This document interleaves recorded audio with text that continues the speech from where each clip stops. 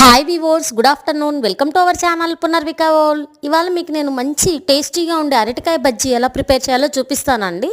ఇవి ఆంధ్ర సైడే ఎక్కువ చేస్తూ ఉంటారండి. సో నాకు తెలిసిన స్టైల్లో మా సైడ్ చేసే విధంగా మీకు నేను చూపిస్తున్నాను. నేను ఒక అరటికాయ తీసుకున్నానండి, క్లీన్గా వాష్ చేసేసాను. పీల్ చేయాలన్నమాట అది తొక్క మొత్తము. సో సాధ్యమైనంత మనకు చాలా పల్స్గా కోయాలండి పీసెస్, అప్పుడే మనకు బజ్జీ నీట్గా వస్తుంది.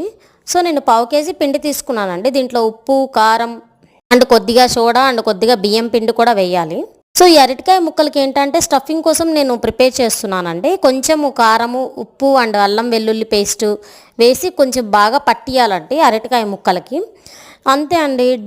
మన శనగపిండి ఆల్రెడీ కలిపి పెట్టుకున్నాం కదా, దాంట్లో డిప్ చేసి నూనెలో వేసేయడం అండి. ఎంతో టేస్టీగా ఉండి మిరపకాయ బజ్జీ రెడీ అయిపోతుంది. ఒకసారి మీరు ట్రై చేయండి.